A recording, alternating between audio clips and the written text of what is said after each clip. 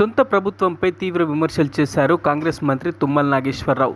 Ration బియ్యం అమ్ముకునే వాళ్ళకి ఎందుకు ఇవ్వాలని, ఉచితాలు తగ్గించాలని, అందరికీ రేషన్ కార్డులు కావాలంటే ఎలాగని, తెలంగాణలో 1 కోటి కుటుంబాలు ఉంటే 1,25 లక్షల రేషన్ కార్డులు ఉన్నాయని, అంటే తెలంగాణలో అందరూ పేదలేనా అని మంత్రి తుమ్మల నాగేశ్వరరావు అన్నారు.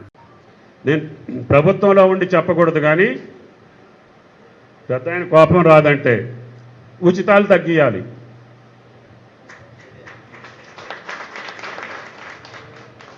ఆ ఉచితం ఎవరికి ఉండాలంటే అర్హుడికి ఉండాలి, నిరుపేదకు ఉండాలి.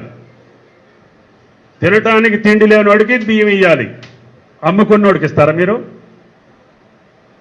ఎన్టీ రామారావు 3 రూపాయలు ఉన్నప్పుడు 2 రూపాయలకి ఇస్తే దేవుడు అన్నారు.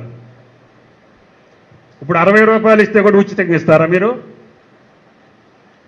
అప్పుడు మిమ్మల్ని ఏమంటారు?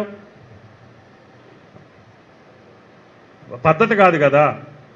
మీ ఊళ్ళో కార్డు లేని వాళ్ళు ఒక 10-20 మందిని తీసుకురండి, రేషన్ కార్డు లేని వాళ్ళని. అంటే అందరూ పేదవాళ్ళేనా? ఈ తెలంగాణ కుటుంబాలే 1,10 లక్షల కుటుంబాలు. మీ కార్డులు వచ్చి 1,25 లక్షలు. అంటే పక్క రాష్ట్రాల కూడా ఉన్నాయి ఇక్కడ కార్డులు.